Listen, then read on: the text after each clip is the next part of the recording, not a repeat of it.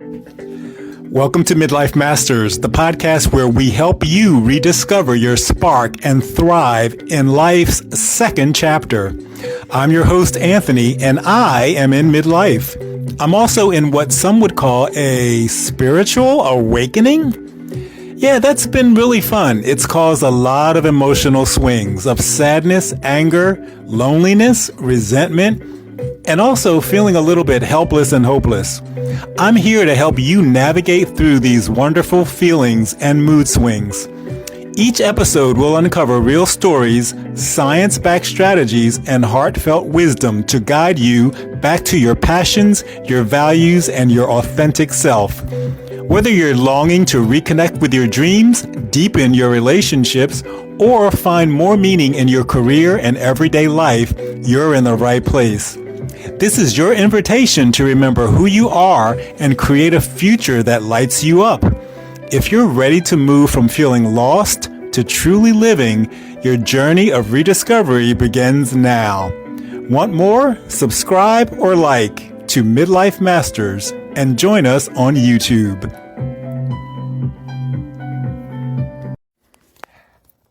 Hello and welcome to episode 128. This is Midlife Masters. This is Anthony, and today we are talking about emotional freedom and connection in midlife. So, if you have been thinking about emotional freedom and wondering about it and how does it work and how do I get there, then this is the podcast that you want to listen to. Emotional freedom is one of those things that everyone wants, everyone needs, but a lot of people don't know it.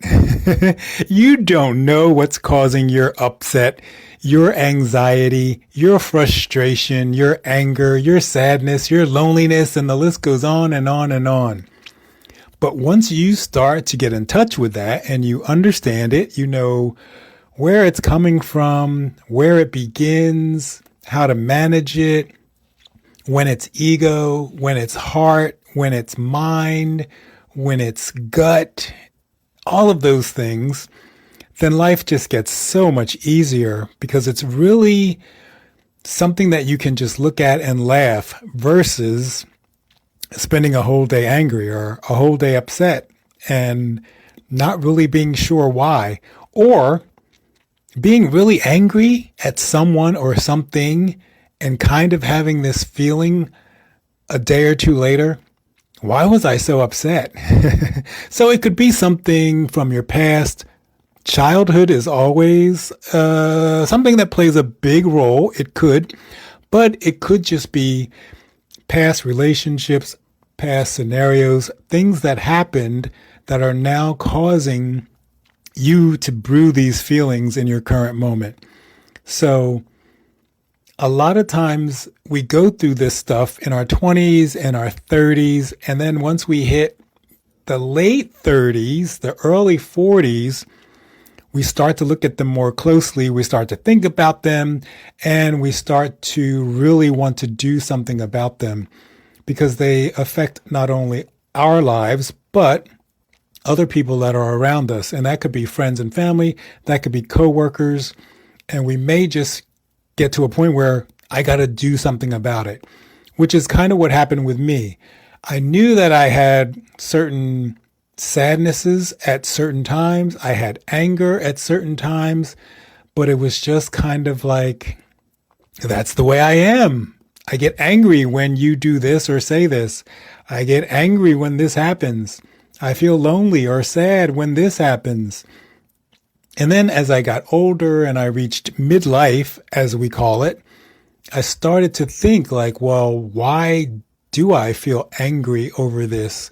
Why do I feel sad when this happens? Why do I feel lonely when this happens? And that's when you start to get answers because you start to go within, you think about it, you think things through, you look at the things that cause it, you look at the triggers, you look at the people, you look at the circumstances and situations, and then you start to make patterns. You start to say, oh, I remember when this happened last time, it was in this situation. And then you can say, oh, these situations are similar in that. Maybe someone did not respond. Someone did not call me back. Someone said something demeaning or degrading. And then you have to think, is what they said true? And do I take that as true? If I do, then I probably will take on the emotion of anger or sadness. If I don't, then I can go on about my day, go on about my merry way, and not really have it affect me.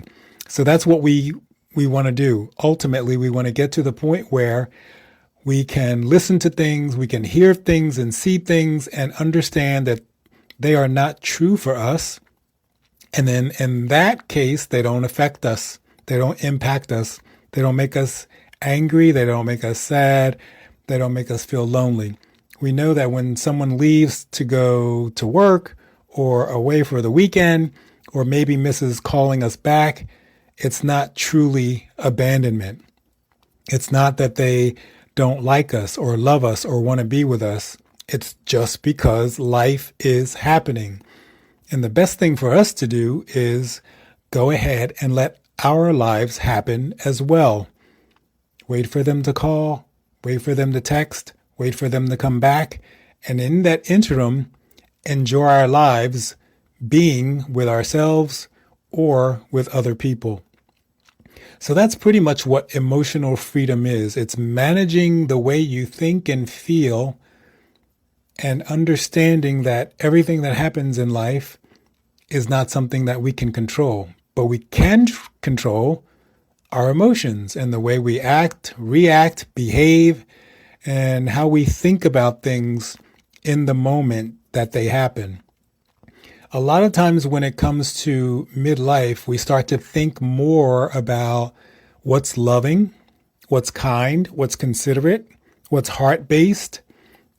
For me, I think that came along with doing more meditation and more thinking about not only the things that were directed at other people, but also the things that affected me personally. Like, I don't want to feel sad. I don't want to feel lonely. I don't want to be angry, but a lot of times anger, if I'm angry, it's directed at other people.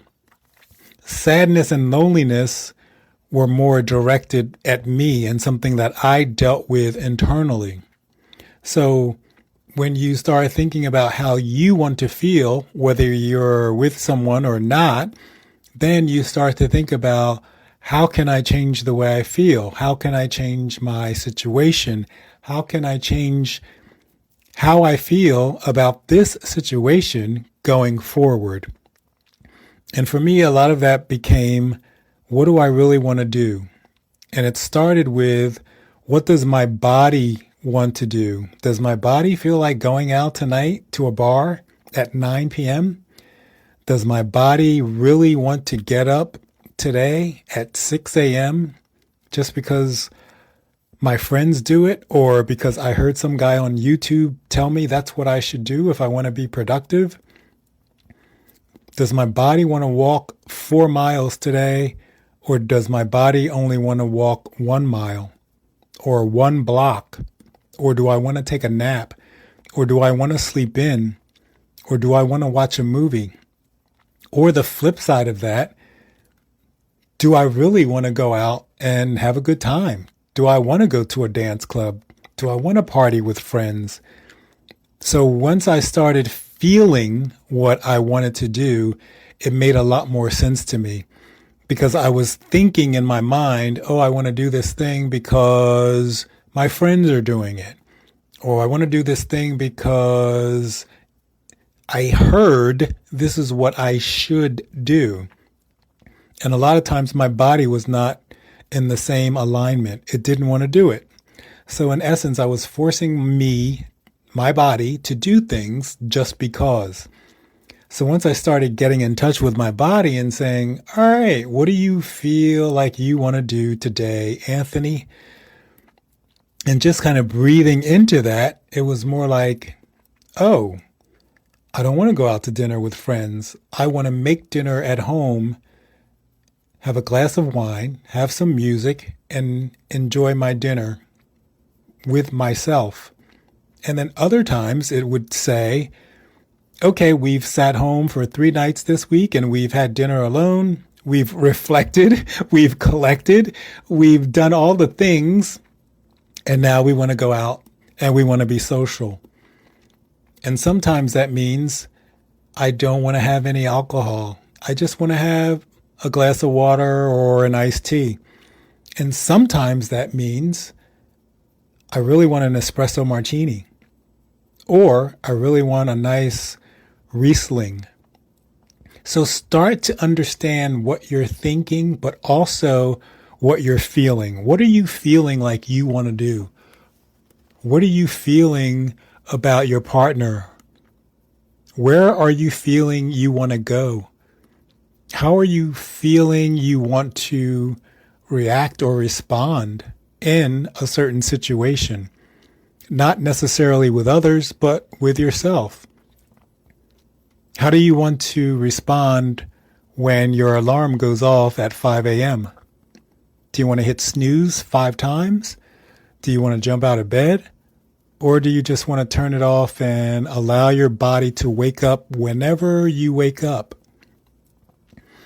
It's all about thinking and feeling. Once you get out of your head, your ego mind, your conscious mind, and you start feeling, then you start feeling from your heart and you start doing things that are more aligned with what you truly believe is the best thing for you. What's going to make you happy? What's going to make you fulfilled? What's going to make you satisfied? And with that comes breath. How am I breathing? Am I breathing really fast, really short breaths out of my chest? Or have I let the breath drop down into my belly, into my diaphragm, slow and deep? And then I have an understanding that this feeling of what I want is in alignment with what I want authentically. The real me wants to do this thing, or go to this place, or hang out with these friends, or not. Maybe that means staying home. Maybe that means canceling plans. Maybe that means canceling a trip or not booking a trip in the first place. But these are things that start to happen a little bit later on down the road. Some people, of course, will hit these points in their 20s or in their 30s. But I think when we're talking about midlife, it's later in our 30s, it's 40s, it's 50s. Different people get it at different times. So sometimes you will look at life and you'll say, life is passing me by. I haven't done half of the things that I have wanted to do. And that's okay. Now you can start to do them. Now you're aware. Now you can make changes. Now you can shift things around and move some things that were a priority. Maybe you want to put those on the back burner. Maybe you want to give them 30% of your time instead of 70, or 10% of your time instead of 50. Maybe you want to stop working 2 jobs and work 1.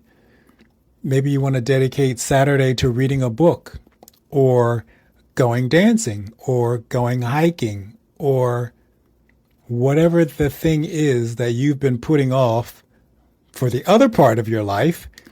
Now you feel like, I really need to start doing these things. So when we get to a certain age, we start to feel like life is passing us by, or we're going to miss out, or we're running out of time. And if you think about life as an immortal, an eternal being, and you realize that life continues, even if you do leave Earth, even if you leave the planet, you as a soul continues, then it doesn't really feel like time is running out. I'm missing out on something. I need to do this or else I will never do it. It kind of feels like if I feel like doing it, it excites me and I want to do it, I'm going to do it. But I'm not going to do it because I have this belief, which is false, that time is running out. or that life is passing me by. It's just that I get to a certain age, I get to a certain mindset, and I get to a certain point where I feel like I kind of want to make different changes and shift things around, move things around. I want to do things different. I want to act different. I want to respond different. I want to breathe, get into who I am, be authentic, be real, be honest, build real relationships, first of all, with myself. What do I truly want? What do I truly need? And how can I get it? And then, of course, authentic relationships with my friends and family, whether that be immediate family, a partner, a spouse, children, parents, or whether that's just friends, distant relatives, or people that you don't see very often. You still want those relationships to be more real, more authentic, and you want to kind of drop the drama, drop all the anxiety, all the stress, and all the judgment and talking about other people. So heart-based communication comes in when we know what we really want for ourselves, and then we can authentically say that to the people around us that we love and that love us, and it's okay. And of course, the more that we hang around people like that, and the more we have people in our lives like that, the more that they will be understanding, they will be honest and open and accepting. They will take you for who you are, and they will be okay with the things that you want and you need. I watched someone on a podcast who said they don't make plans. They don't tell you that they're going to come to your wedding 2 years from now. They don't tell you that they're going to come to your party 2 months from now. They don't tell you that they're going to have dinner with you a week from now, because the way they feel right now may not be the way they feel on the day of the event. And I thought, wow, that's preposterous. How do you plan anything? And it is, you plan it on the day that you need to plan it. And if you can't attend the wedding because you have not RSVP'd, then you just don't attend the wedding. Now, if the wedding is important, do you think that there will be a seat there for you and a plate there for you? Absolutely, 100%. There will be. And the reason that will most likely work is because most people are not going to be thinking the way that you're thinking or the way I'm thinking. If I choose to wait until the last day to make a decision, it's all up to the person that's having the event. Do they want me there? And if they want me there, they really won't care whether I decide a year or the day of. And if they do, that's about them. That's not about me. So when I thought about that, it was like, geez, that's a really freeing way to live. You're not telling someone, yeah, I'll be there. I know it's 90 days away. And then on the 89th day, you're thinking, damn it, I really don't want to go to this frickin' thing tomorrow. But you go, right? You go because you said you were going to go. And some people are okay with that. But I'm at the point in my life where if I don't want to go, I'm not going to go. Yeah, I know I told you I would, but I feel different now. I feel like I want to do this thing instead, or I feel like I don't want to do anything. So start thinking about what you want to do, why you want to do it, and then how you're going to do it. And how does that make you feel when you think about it? Is it coming from your true, authentic self? This is what I really want. This is what I really need. And it's no longer coming from, well, my friends are doing it. Other married couples are doing it. Or my parents are doing it. Or my kids want me to do it. When it comes to children, we kind of have to look at things differently. We do things for our children, but at the same time, We can't just totally sacrifice everything we want for our children. That's a bad example. You have to think about, why am I doing it? What are my children getting out of it? What am I getting out of it? And how do I want to proceed based on that? You don't want to just say, oh, it's my kids, I got to do it. Oh, my kids want, because that's not a way to live. You're basically giving up your life for your children. And millions of people around the world do that. But that is not living your authentic self. That's not living being who you truly are. That's living based on what your children want or need. Certain things, absolutely, 100%. Children are going to need stuff, especially when they're younger. But as they get older, there are going to be times when they don't need anything. And if you're there constantly, I got to give, I got to give, I got to give, then you're not giving to yourself. So something to think about. So this is an invitation to reflect and experiment. What do I want? Why do I want it? And how am I going to get it? And if you kind of get that butterfly, happy feeling in your stomach, then it's probably something that you really want to do and something that you need to do that's going to help you feel more satisfied, more alive, more fulfilled, and more connected with who you truly are. If you have a question, drop it in fan mail in the show's content. Otherwise, check out other episodes on YouTube. And if you like this episode, please share it. Thanks for listening, and I'll talk to you soon. All right, that's today's episode. Thank you for listening to Midlife Masters. If today's conversation sparked something for you, we'd love to hear about it. Remember, you can subscribe or follow for the latest episodes and connect with me at anthony-johnson.com or at Midlife Masters on YouTube. If you found this episode meaningful, consider sharing it with a friend or leaving a review. It helps others discover the show. If you have a question, send it to me via fan mail located in the show's description. And I'll be sure to answer your question on an upcoming episode.